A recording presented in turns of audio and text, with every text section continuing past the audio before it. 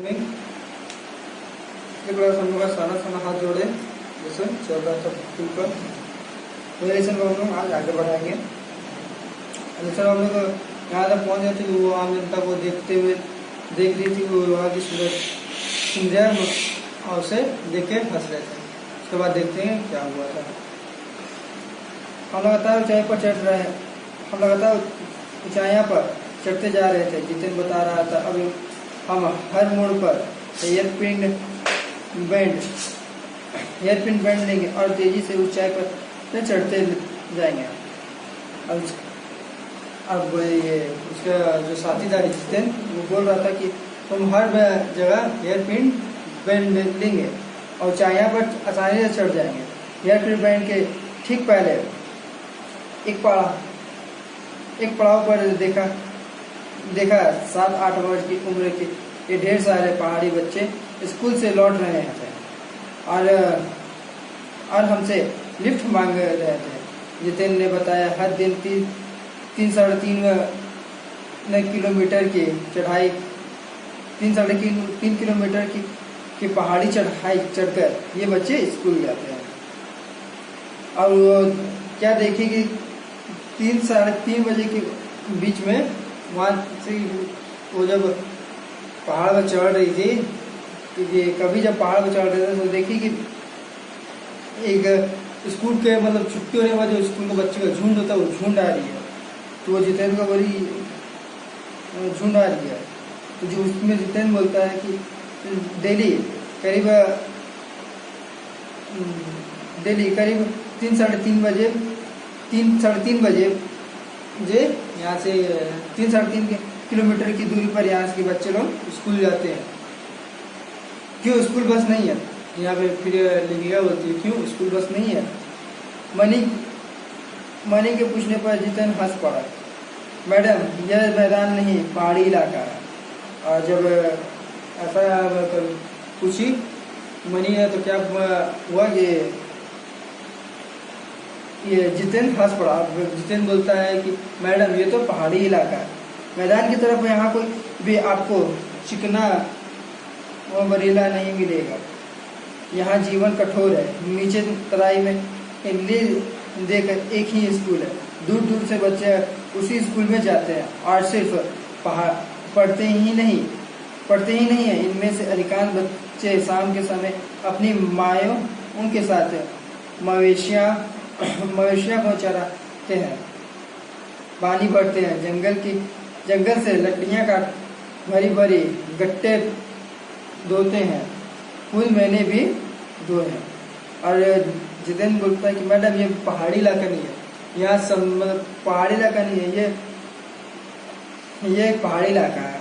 यहाँ पे समतल नहीं है कि बस चल जाएगा। पहाड़ी इलाका यहाँ पे बस नहीं चल सकता है। और यहाँ के बच्चे लोग सब 2-3 किलोमीटर दूर जाके यहाँ एक ही स्कूल है, वही स्कूल में सब जाता है और वहाँ वहीं पढ़ने जाता है।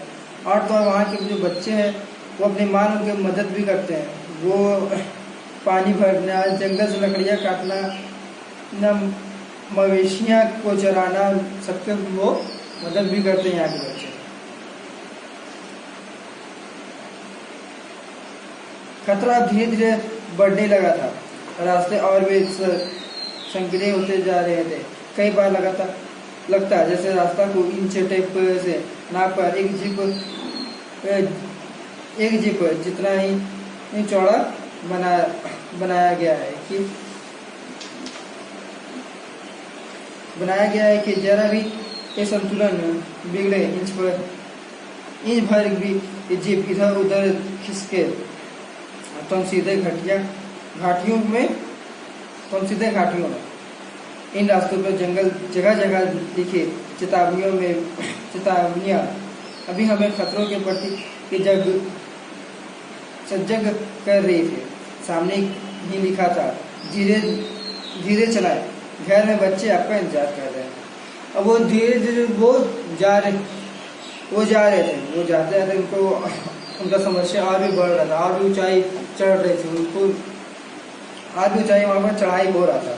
चढ़ाई होते होते वहाँ पे बीच में एक रास्ता पे वहाँ पे लिखा हुआ मिला सावधान वहाँ का अलर्ट किया, मतलब कहीं भी बीच में पहाड़ पे चढ़ने के टाइम अलर्ट किया जाता है, एक बोर्ड लगाया जाता है, बोर्ड लगा हुआ था, वो बोर्ड में क्या लिखा हुआ था कि धीरे जाए, धीरे चलाए, घर में बच्चे आपके इंतजार कर रहे हैं, ऐसा करके वहाँ के बोर्ड पर लिखा हुआ था। थोड़ा और आगे बढ़े कि फिर एक चेतावनी कि एक केयर मेन इंटर अराउंड, पर हमें बच्चे जानवर नहीं, दूध देने वाले याक दिखे, काले काले ढेर सारे याक, पहाड़ों पर गिरती बर्फ प्राकृतिक ढंग से रक्षा करने वाले घने घने बालों वाले याक। और फिर थोड़ा सा जब आगे बढ़ रही वो, तो उसे क्या देखने को मिला, एक याक देखने को मिला, एक जानवर याक देखने को मिला, वो काले काले ढेर सारे, मतलब बहुत सारे, मतलब एक झुंड में याक मिला। और पहाड़ पर गिरती बर्फ से प्राकृतिक ढंग से रक्षा करने वाला घने घने बालों वाला याक उसे देखने को मिला। सूरज ढलने के लगा था, हमने देखा कुछ पहाड़ियों औरतें एक गायों को चराकर वापस लौट रही थी, कुछ के सिर पर लकड़ियां के भाई भरकम गट्टे थे, ऊपर आसमान फिर धुंध और बादलों की घिरा हुआ था। उतरती संख्या में जीप अब चाय के बगानों से गुजर रही थी कि फिर एक दृश्य ने मुझे खींचा। नीचे चाय के हरे हरे बगानों में कई युविका और बोकू पहनने सिक्किम परिधान चाय की पत्तियां तोड़ रही थी। अब वहां शाम होने का समय आ गया और सूरज ढल रहा था, और उसने देखा कि पहाड़ी से औरतें क्या कह रही थी कि एक गट्टे लकड़ियां भारी भरकम वो वहां से लेके आ रही थी, और ऊपर आसमान धुंध और बादल से घिरा हुआ, और शाम का टाइम में बादल से घिर नहीं जाता है आसमान और धुंध से। उसी संख्या में जीप अब चाय और उसका जो जीप था चाय के बगान से पार हो रहा था। तभी उसने देखा कि वो नीचे की ओर देखती है, तो चाय का वो बगान में क्या देखती है कि चाय के बगान में युविका, मतलब कुछ बच्ची लोग वहां पे चाय की पत्तियां काट रही थी वहां पर।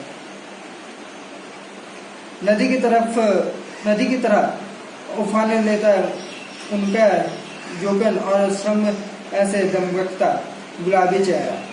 एक युविका ने चटक लाल रंग का बोकू पहन रखा था, सघन हरियाली के बीच चटक लाल रंग में डूबते सूरज के स्थित और सात्विक आवाज हमें कुछ इस कदर इंद्रधनुष छटा बिखेर रहा था कि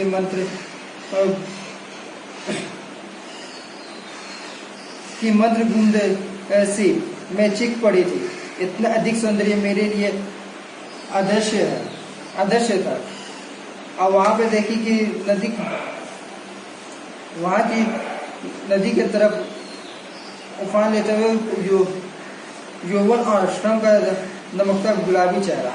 और वहां पे देखा कि वो लेखिका देखी कि दोनों का गुलाबी चेहरा। एक युविका ने चटक लाल रंग की बोकू पहनी हुई थी, एक लाल रंग का क्या पहना था, बोकू ड्रेस पहनी हुई थी। वहां की एक वो जो काट रही थी, चाय की पत्तियां काट रही थी, वो पहनी हुई थी। सघन हरियाली के बीच चटक लाल रंग डूबते सूरज के स्वर्ण और सात्विक आधार के कुछ इस कदर इन धनुष छटा बिखेर रहा। वहां पर क्या हो रहा था कि इन धनुष भी बिखेर रहा था। मतलब हम लोग देखते हैं शाम का टाइम में अक्सर पहले के जमाने में देखा जाता, तो पहले देखा जाता था कि इंद्रधनुष निकलता है, अब तो बहुत कम निकलता है। अब बारिश होता है तो हम लोग उस टाइम देखने को मिलता है, पर पहले के जमाने में अक्सर हम शाम को दिखता था। युमथान पहुंचने के लिए हमें रात भर लायुंग में पड़ाव लेना पड़ा। युमथान पहुंचने के लिए क्या रुकना पड़ गया था, लायुंग में से रुकना पड़ गया था। गगन चुम्बने पहाड़ों के तल में सांस लेती एक नन्ही सी सांस बसती लायुंग। सारी दौड़ धूप से दूर जिंदगी जहां अनिश्चित सो रही थी। और गगन चुम्बने पहाड़ों के तल से सांस लेती, एक नन्ही सी सांस से बचती है। अब गगनचुंबी मतलब बोला जा रहा है कि उतना ऊंचाई पे जाके इतना ऊंचाई पे वो चढ़ गई थी कि उसे एक शांति वाला सांस मतलब मिल रहा था वहाँ, मतलब वहाँ का जो प्राकृतिक था वो बहुत शांत प्राकृतिक हो गया था। सारी दौड़ धूप के ऐसे दूर जिंदगी जहाँ निश्चित सो रही थी। और सारी दौड़ धूप मतलब कोई भी ज़्यादा चलता है, कोई भी ज़्यादा चल गया होता है उसका शरीर थक जाता है। वही बोल रही, वो सारे थकान के बाद वो उसका नींद एकदम सुकून वाला नींद आ रहा था। उसी रायुग में हम ठहरे थे। तीस्ता नदी के तीर पर बसे लकड़ी के एक छोटे से एक घर में, और वहीं पे वो रायुग में बसे हुए थे, वहीं पे ठहर गए थे। और तीस्ता नदी के तीर पर बसे लकड़ी के एक छोटे से घर में वो रुकी हुई थी। मुंह हाथ धोकर तुरंत ही ये तीस्ता नदी के किनारे बिखरे पत्थरों पर बैठ गए थे। सामने बहुत ऊपर से बहता झरना नीचे कल बहती तीस्ता में मिल रहा था।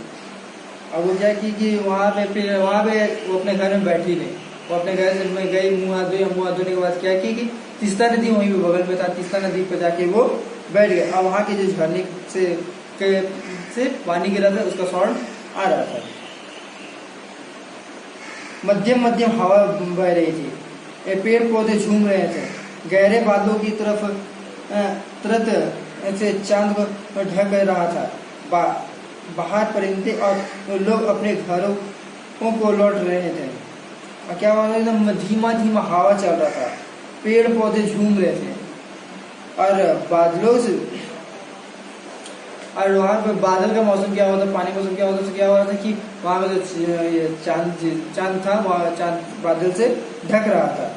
वातावरण में अद्भुत शांति थी और वहाँ का वातावरण क्या, शांति वातावरण था। मंदिर की घंटियां ऐसी घुंघरुओं की रुनझुनाहट से आंखें अनायास से भर आई। ज्ञान का नन्हा सा बोधित्व जैसे भीतर उगने लगा। वही सुख शांति और सुकून की है जहाँ अखंडित संपूर्णता है। पेड़ पौधे पशु और आदमी सब अपनी अपनी लय ताल और गति में है। अब बोलती है कि वहाँ की जो मंदिर की घंटियाँ है वो गूंज रही थी, मतलब उस तरफ ऐसा कुछ गूंजने का आवाज आया था। आंखें अनायास भर आई थी, और आंखें क्या हुआ था, ऐसा सौंदर्य देखने के बाद उसका आँख भर आया था। ज्ञान का नन्हा सा वेदित्व जैसे भीतर लगाने लगा। वही सुख शांति और सुकून है जहाँ अखंडित संपूर्ण है। और वही सुख शांति बोल रही है, अपने मन में ही बोल रही कि सुख शांति सब वहीं पर है जहाँ अखंडित संपूर्ण है, जहाँ पेड़ पौधे पशु और आदमी सब अपनी अपनी लय ताल और गति में है। जहाँ ये सब है वहीं पर सुख शांति है। ये लेखिका बोल रही है। हमारे पीढ़ी की ने प्रकृति की इस लय ताल और गति से खिलवाड़ कर अक्षम अपराध किया है। और बोल रही है कि हमारी प्रकृति के जो लोग हैं, हमारे पीढ़ी के जो लोग हैं, वो क्या है, प्रकृति से मजाक किया है। हिमालय अब मेरे लिए कविता ही नहीं दर्शन बन गया है। अंधेरे होने से पहले ही किसी प्रकार डगमगाती सी गांव और पत्थरों से होकर तीस्ता नदी की ये धार तक पहुंचती। बहते पानी को अपनी अंजलि से भरा न तो अतीत भीतर धड़कने लगा। स्मृति को पौधा हमारे जहाँ जल को हाथ में लेकर संकल्प किया जाता है क्या संकल्प करूं। और वो बोल रही है कि अंधेरे होने के पहले ही किसी प्रकार डगमगाती सिलसिला और पत्थरों से होकर तीस्ता नदी की धार तक पहुंचे, और तीस्ता नदी की धार तक वो पहुंच गई थी।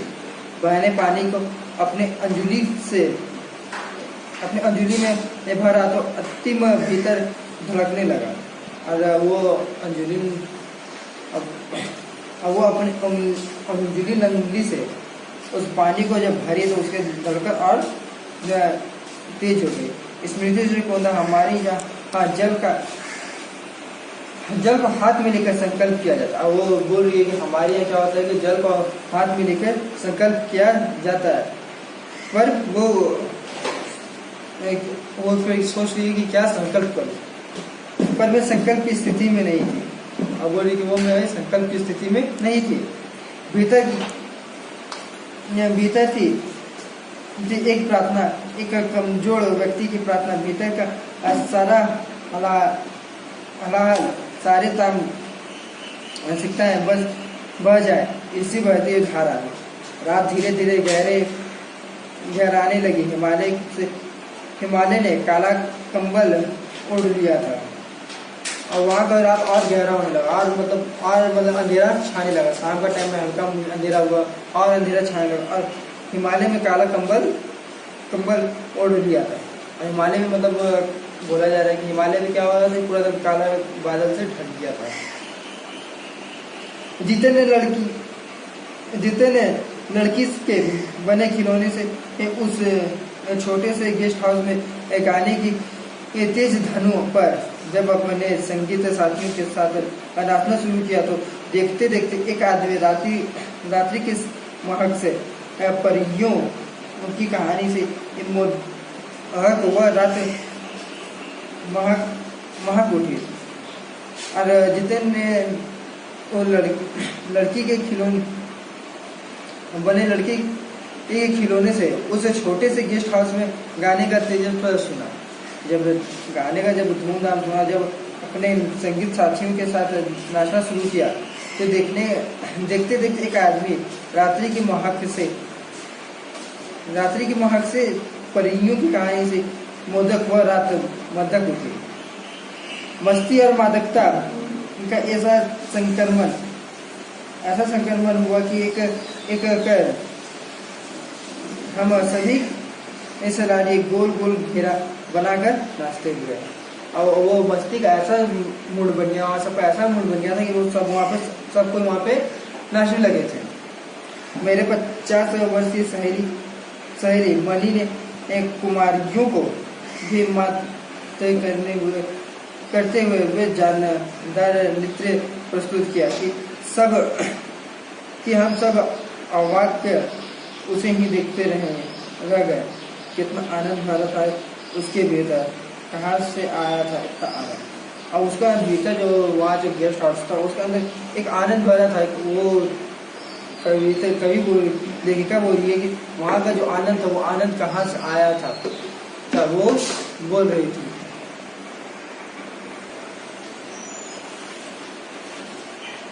लायुं की शोभा बहर से शांत और सुरम्य, तिस्ता नदी के शांत धारा के समान ही कल कर बहती हुई। अधिकतर लोगों की जीविका का साधन पहाड़ी आलू और धान की खेती और दारू का व्यापार।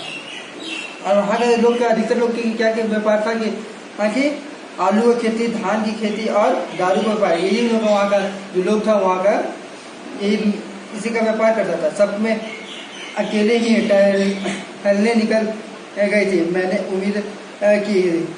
मैंने उम्मीद की थी कि यहाँ मुझे बर्फ मिलेगी, पर अप्रैल की शुरुआत महीने में यहाँ बर्फ का एक कतरा भी नहीं था।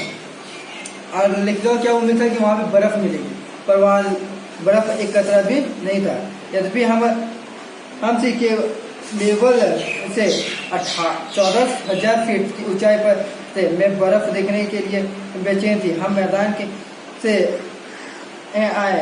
मैदान से आए लोगों के लिए बर्फ से ढके पहाड़ किसी जन्नत से कम नहीं होता। और वो लगभग कितना तो 1400 फीट ऊंचाई पर थी और वो बर्फ की पहाड़ देखने को बेचैन थी। अब वो मैदान से इतनी दूर से आई थी, मैदान से वो सिर्फ बर्फ के पहाड़ को देखने के लिए। वहीं पर घूमते हुए एक सिक्किम युवक ने मुझे बताया कि प्रदूषण के चलते स्नोफॉल लगातार कम होते जा रही है। यहाँ पर स्नोफॉल कम होती जा रही है, पर यहीं कि मैं कटाव चली जाऊँ तो मुझे वहाँ सर्दियों बर्फ मिल जाएगा। कटाव यानी भारत का स्विट्जरलैंड। अब वहीं पर उसे एक आदमी मिला, अब वहाँ आदमी मिला तो वो आदमी बोलता है कि प्रदूषण के चलते यहाँ का जो स्नोफॉल है वो यहाँ के कम होते जा रहे हैं। अब कटाव चली जाओ तो मुझे वहाँ सर्दियाँ बर्फ मिल जाएगा। कटाव ये जो प्रदूषण यहाँ चली जाए तो यहाँ सर्दियाँ बर्फ मिल जाएगा। और कटाव यानी कटाव वहाँ जो कटाव पार होने का बात क्या आ जाता है, स्विट्जरलैंड बोल रहा है कि यहाँ फिर स्विट्जरलैंड आ जाए। कटाव जो वो भी अभी तक टूरिस्ट स्पॉट नहीं बनने के कारण सूखा हमें नहीं आया था और अपने प्राकृतिक स्वरूप में था। अब बोला जा रहा है कि टूरिस्ट स्पॉट नहीं बनने के कारण सूखा में नहीं आया था और वो अपने प्राकृतिक स्वरूप में ही वो वहाँ पर था। कटाव जो युग में 50 फीट ऊंचे पर था और करीब 2 घंटे का सफर था। एक युवक मुझसे बतियाया रहा था और उसकी घर वाली अपने छोटे से लड़की के घर के बाहर उत्सुकतापूर्वक देख रहे थे कि तभी गाय ने आकर बाहर थैली में रखा उसका महुआ गुड़ुप कर दिया था। और वो जो आदमी से मिला था वो उससे बतिया रहा था, वो अपने घर के बारे में बोल रहा था, वो अपने घर का बात बोल रहा था। और तभी क्या हुआ कि घर के बाहर उत्सुकतापूर्वक देख रही थी, वो उसके घर के बाहर उत्सुकतापूर्वक देख रही थी। तभी गाय ने आकर उसका जो थैली में महुआ रखा हुआ था, वो महुआ को क्या किया, गाय ने उसे गुड़ुप कर दिया, मतलब गिरा दिया। मीठी छिड़कियाँ देखकर उसने गाय को भगा दिया। और मीठी छिड़कियाँ देखी क्या हुआ तो उसको फिर गाय को भगाने लगा। उम्मीद, आवेश और उत्तेजना के साथ हम अब हमारा सफर कटाव का रास्ता और खतरा था और उस पर धुंध और बारिश। और उम्मीद, आवेश और उत्तेजना के साथ अब हमारा सफर कटाव की ओर था और उसका सफर आ गया था और कटाव हो गया था, और कठिन हो गया था। कटाव का रास्ता और खतरनाक था, और कटाव रास्ता क्या था और खतरनाक था। और उस पर धुंध और बारिश, और उस पर क्या था, धुंध मतलब वहाँ जो एक सीमेंटेड रोड तो नहीं था, वहाँ मिट्टी का रोड था। मिट्टी का रोड में क्या होता है कि वहाँ धूल उड़ने लगता है, तो वो धूल उड़ रहा था। जिससे लगभग अंदाज में गाड़ी चला रहा था। पहाड़ की पेड़, आकाश, घड़ियाँ सब पर बादलों की परत। और जितने क्या था कि लगभग अंदाज, वो अपने अंदाज में धीमे ही गाड़ी चला रहा था। पहाड़, पेड़, आकाश, घड़ियाँ सब पर बादलों की परत। और सब पे क्या हो गया था कि बादलों की परत आ गया था। सब कुछ बादल में बादलों को चिरकर निकलती हमारी जीप। और सबको चीर क्या, उसके बादलों को सबको चीर के उसकी जीप निकल रही थी। खतरनाक रास्ते के एहसास ने हमें मौन कर दिया था। और उस पर बारिश पर एक चुप और सब खलास सांस रोके। एक हम धुंध और फिसलने भरे रास्ते पर संभल कर आगे बढ़ती जीप को देख रहे थे। हमारे सांस लेने की आवाज को सिवाय आसपास जीवन का कोई पता नहीं था। फिर नजर पड़ी ये बड़े बड़े शब्दों में लिखी एक चेतावनी, if you are married driver speed. और वहाँ पे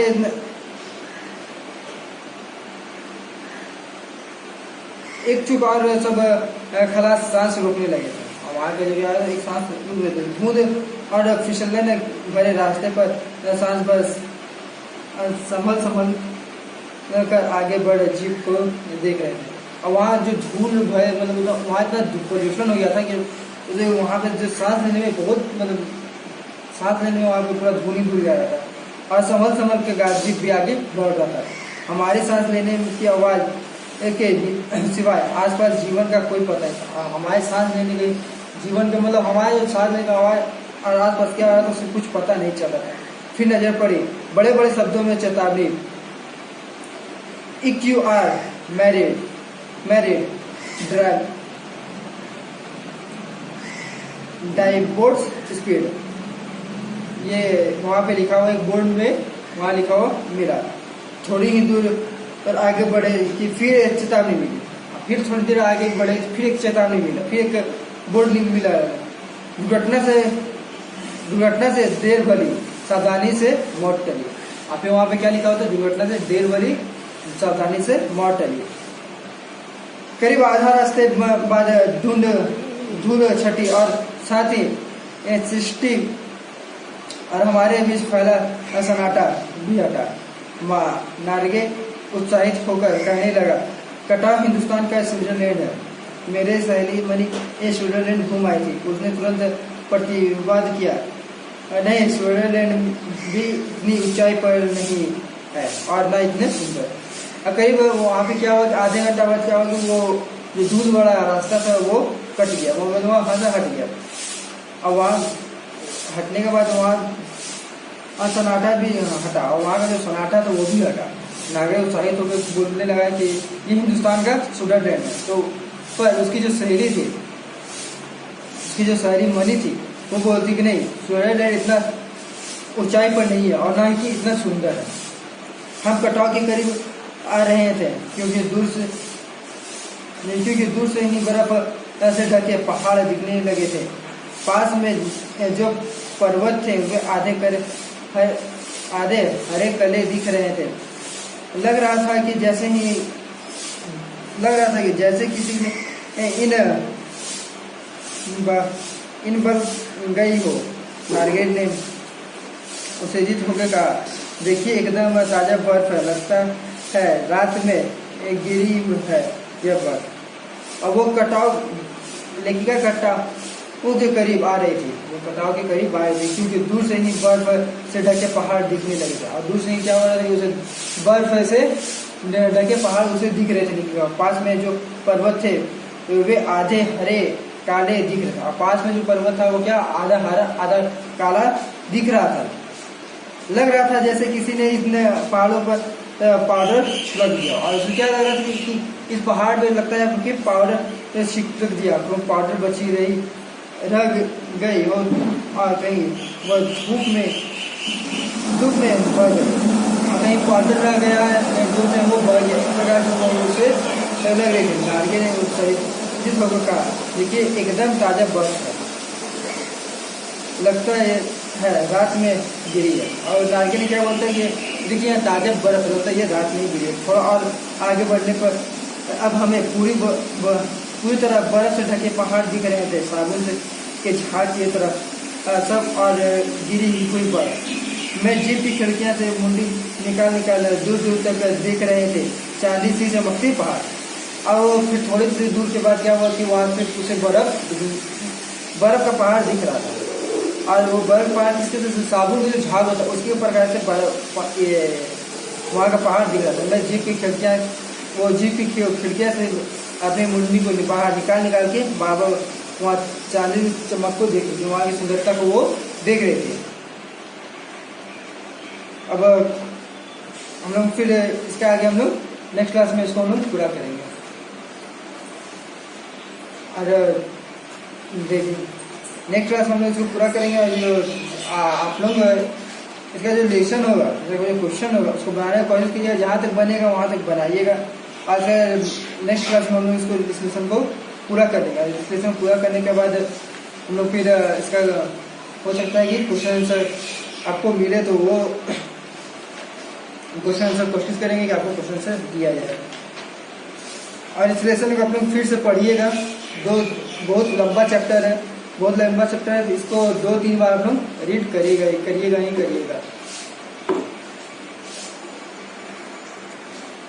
हम आशा करते हैं कि आप लोग घर में सुरक्षित होंगे और अच्छे से होंगे। Thank you.